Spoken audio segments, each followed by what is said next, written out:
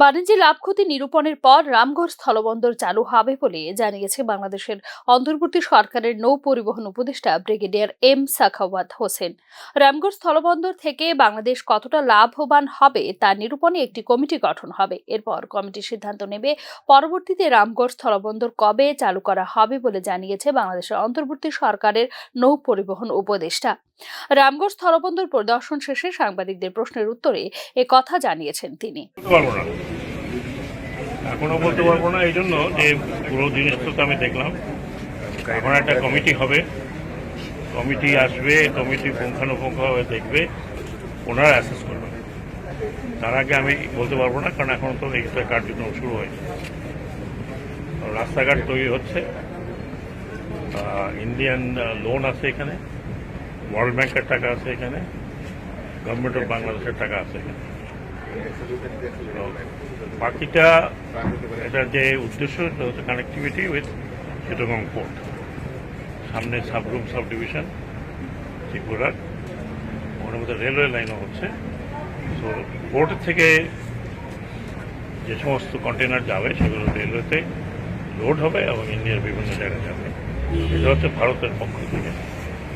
আমাদের এখানে কি এক্সপোর্ট হবে হবে না, পাবলিক কত যাবে কি যাবে না, আমাদের রেভিনিউ কি হবে, কতখানি হবে, আমাদের লাভ কতখানি হবে, সেটা দেখার জন্য একটা কমিটি আমি ফিরে গিয়ে ইনশাল্লাহ একটা কমিটি করে দেবো।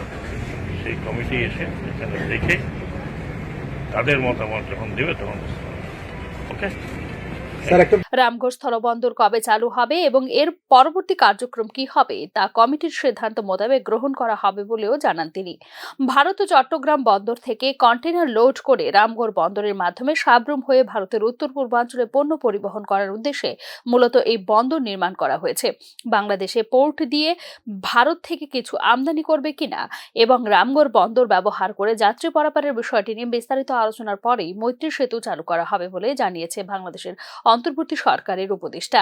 বাংলাদেশের খাগড়াছড়ি রামগড় থেকে ফেনী নদীর উপর ত্রিপুরার সাবরুমকে শহরকে যুক্ত করার এই মৈত্রী সেতু লম্বায় 2 কিলোমিটার। ভারতের অর্থায়নে নির্মাণ করা হয়েছে সেতুটি। ত্রিপুরা, মিজোরাম সহ উত্তর পূর্বাঞ্চলের 7টি রাজ্যের সঙ্গে সরাসরি যোগাযোগ বাড়ানোর লক্ষ্যে নির্মাণ করা হয়েছে এই সেতু। ফেনী নদীর উপর এই সেতু থেকে চট্টগ্রাম বন্দরের দূরত্ব মাত্র 80 কিলোমিটার। এই সেতুর ফলে ভারতের জন্য সুবিধা বেশি হবে, তবে চট্টগ্রাম বন্দর এবং রাস্তা ব্যবহারের জন্য শুল্ক আদায় এবং বাংলাদেশ লাভবান হতে পারে বলে মনে করেন বাংলাদেশের কূটনৈতিক বিশ্লেষক মহল। ভারতের দিক থেকে সুবিধার মাত্রাটি হয়তো শুরুর দিকে বেশি মনে হচ্ছে, তবে বাংলাদেশের জন্য সুবিধার বিষয়টি হতে পারে যেহেতু চট্টগ্রাম বন্দর ব্যবহার হবে, ফলে ভারতের বিভিন্ন সেবা নেয়ার জন্য যে সব মাশুল বা শুল্ক আছে সেগুলি এখান থেকে পাবে বাংলাদেশ। এছাড়া আভ্যন্তরীণ যোগাযোগ ব্যবস্থা ব্যবহারের ক্ষেত্রেও শুল্ক নিতে পারবে বাংলাদেশ বলে অভিমত বাংলাদেশের কূটনৈতিক বিশেষজ্ঞদের। এই সেতু মূলত ভারতের উভয় পাশের রাজ্যগুলির মধ্যে সংযোগ স্থাপনে সহজ করবে, তবে দীর্ঘমেয়াদে বাংলাদেশের জন্য এটি ইতিবাচক হতে পারে। এর মাধ্যমে ত্রিপুরার সাথে বাংলাদেশ যুক্ত হলে মেঘালয়, মণিপুর সহ যে রাজ্যগুলি রয়েছে সেগুলির যেহেতু মায়ানমারের সাথে সংযোগ স্থাপনের পরিকল্পনা রয়েছে, সেক্ষেত্রে সড়ক পথে বাংলাদেশেরও মায়ানমারের সাথে সংযোগ স্থাপনের সুযোগ রয়েছে বলে মনে করেন বাংলাদেশের রাজনৈতিক বিশ্লেষকরা। তবে মৈত্রী সেতু ব্যবহার করে ভারতের উত্তর পূর্বাঞ্চলের রাজ্যগুলোর জন্য পণ্য আনা নেওয়া করতে চট্টগ্রাম বন্দরের উপর চাপ বাড়তে পারে, সেদিকেও নজর দিতে হবে বলে অভিমত ব্যক্ত করেছেন বাংলাদেশের অন্তর্বর্তী সরকারের একাংশ উপদেষ্টা।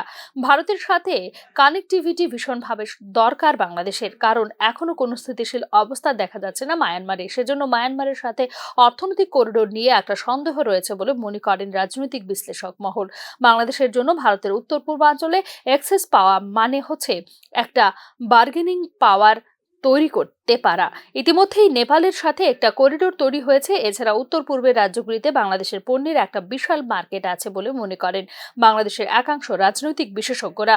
উল্লেখ করা যেতে পারে, বাংলাদেশের প্রধানমন্ত্রী শেখ হাসিনা এবং ভারতের প্রধানমন্ত্রী নরেন্দ্র মোদী এই সেতুর ভিত্তি প্রস্তর স্থাপন করেছিলেন 2015 সালের জুন মাসে।